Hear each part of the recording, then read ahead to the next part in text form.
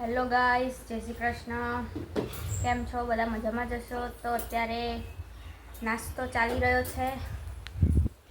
નાસ્તામાં છે બિસ્કિટ ને અહીંયા જમવાનું બને છે પરવળનું શાક અને રોટલી. અને આજે વાતાવરણમાં વરસાદી વાતાવરણ લાગી રહ્યું છે, જોઈ શકો છો તમે.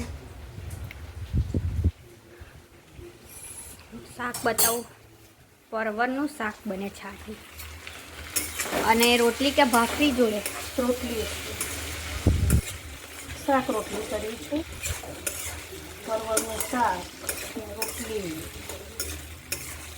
સાદું. તો આવો બધા શાક રોટલી જમવા. ગાઈસ, તો ભગવાનનો થાળ તૈયાર થઈ ગયો છે. રોટલી, દહીં અને શાક ભગવાનને થાળ ધરવા માટે કાઢી લીધું છે. અને અહીંયા એક બાજુ ગરમ ગરમ રોટલી, ફુલકા રોટલી થાય છે. અને ભગવાનને થાળ ધરાવી પછી અમે જમી લઈશું. ગાઈસ, બહારનું વાતાવરણ જુઓ તમે. વાતાવરણ બી સરસ છે, વાદળ બી છે, પવન બી છે. બસ ખાલી કમી છે તો એક વરસાદની કમી છે.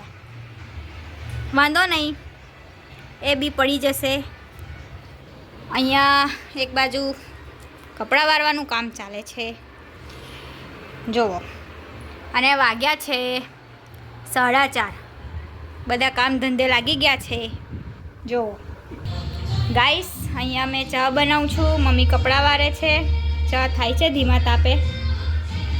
બસ ચા પીને સાંજની જમવાની તૈયારી કરીશું. હેલો ગાઈસ, તો રાતના જમવામાં બનાવ્યું છે આજે કાજુ મકાઈનું શાક. તો અહીંયા મેં ગ્રેવીની તૈયારી કરું છું. ગ્રેવી માટે અંદર મેં લસણ નાખ્યું છે, આદુના ટુકડા છે, તમાલપત્ર, સૂકા મરચાં, લવિંગ, મરિયા. બસ હવે એને શેકીએ છીએ, આપણે સાતળીએ છીએ. અને અંદર થોડાક મેં ધાણા નાખ્યા છે, એટલે સૂકા ધાણા. બસ હવે એને ગોલ્ડન બ્રાઉન કલરનું થવા દઈશું.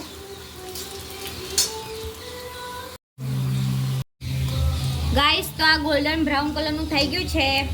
હવે તેમાં આપણે લીલા મરચાં નાખીશું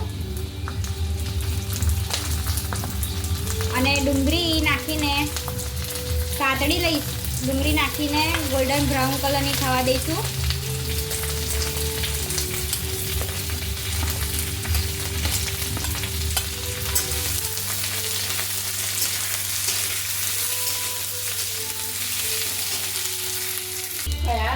ગાઈસ, ડુંગળી આપણી સરસ સતળાઈ ગઈ છે, મતલબ શેકાઈ ગઈ છે. હવે તેમાં આપણે મેં અહીંયા 2 નંગ મોટા ટામેટાં લીધા છે, એ એડ કરી અને એને પણ હવે હું શેકી લઈશ. જ્યાં સુધી ટામેટું સાવ નરમ ના થઈ જાય ત્યાં સુધી આપણે શેકી લઈશું. અને પછી તેને ઠંડુ કરીને મિક્સરમાં ગ્રાઇન્ડ કરી લઈશું. અને ગાઈસ, એક બાજુ અહીંયા કાજુના 2 કટકા થાય છે. અને અહીંયા મકાઈ બાફી લીધા છે મેં. તો કાજુ મકાઈનું શાક અને રોટલા આજનું મેનુ છે જમવાનું. ગાઈસ, આપણે ગ્રેવી માટે તૈયારી કરી લીધી છે. આમાં મેં થોડાક બાફેલા મકાઈ, કાજુ અને મગજતરીના બી જે કલાક પહેલાં પલાળી દીધા હતા એ એડ કરી દીધા છે. અને આ ગ્રેવીનું જે મેં મિક્સર તૈયાર કર્યું છે એને હવે મિક્સરમાં નાખીને આપણે ગ્રેવી રેડી કરી દઈશું. ગાઈસ, આપણી ગ્રેવી તૈયાર થઈ ગઈ છે. જો આ પ્રકારની હોવી જોઈએ આપણી ગ્રેવી. ગાઈસ, આપણે હવે કાજુ તરીશું. મેં જે ગ્રેવી માટે કઢાઈ યુઝ કર્યું હતું એ જ યુઝ કરજો, કારણ કે એનો ટેસ્ટ ને સ્વાદ એ જ આવશે. તમે ધોઈને બીજી કઢાઈ યુઝ ના કરતા. તો અહીંયા મેં 500 ગ્રામ જેવા કદાચ કાજુ લઈ લીધા છે. सॉरी 100 ग्राम हसे कदाच. होता है ऐसा कभी कभी.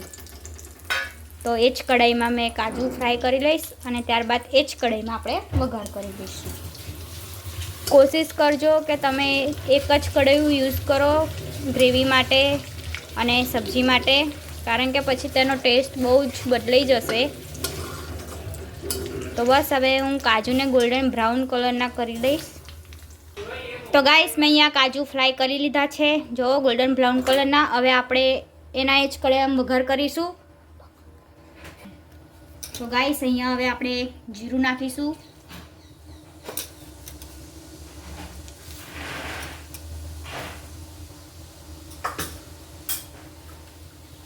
હિંગ વધારે નાખવી, અને જે હવે આપણે ગ્રેવી બનાવી હતી એ એડ કરી દઈશું.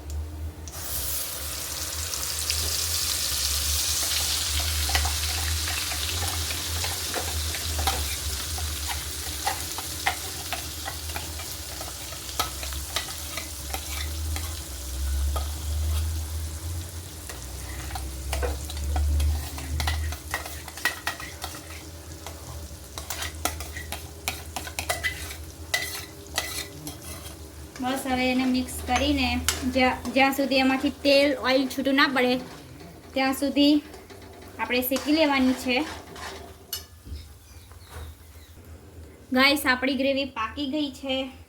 તેમાં આપણે હવે મસાલા કરીશું. અડધી ચમચી હળદર, લાલ મરચું જેટલું તીખું ખાતા હોય એટલું નાખજો, વધારે ના નાખતા. અને ધાણા જીરું પાવડર 1 ચમચી, અને થોડોક ગરમ મસાલો અત્યારે નાખું છું અને બીજો પછી નાખીશ. અને આપણે સારી રીતે મિક્સ કરી લઈશું મસાલાઓને.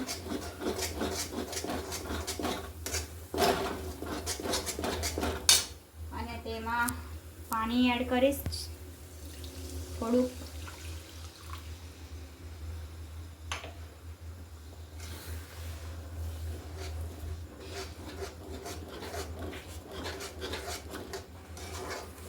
બે મિનિટ તેને આપણે ખદખદવા દઈશું.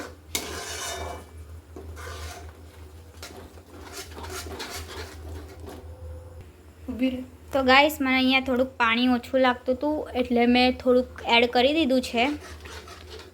તમે તમારા હિસાબથી ગ્રેવી ઠીક જાડી પાતળી રાખી શકો છો.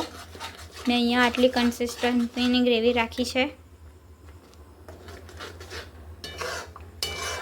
સારી રીતે મિક્સ કરીને તેમાં આપણે જે ફ્રાય કરેલા કાજુ છે એ એડ કરી દઈશું.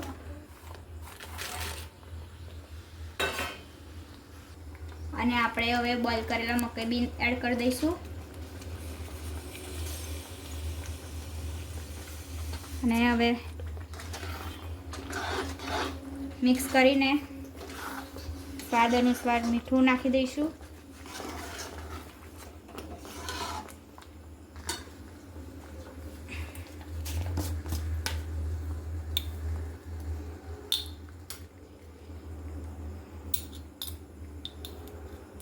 ગાઈસ હવે ટેસ્ટ પ્રમાણે મીઠું નાખી દઈશું.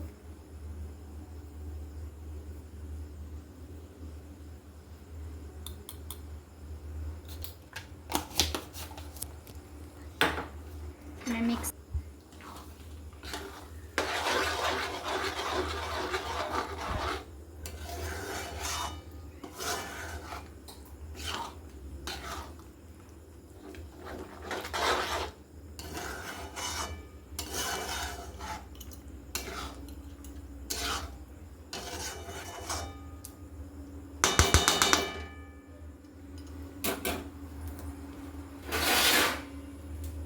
ગાઈસ હવે ઢાંકીને 5 મિનિટ કૂક થવા દઈશું. ગાઈસ આપણી સબ્જી થઈ ગઈ છે. હવે આપણે ધાણા નાખીને સર્વ કરી લઈએ.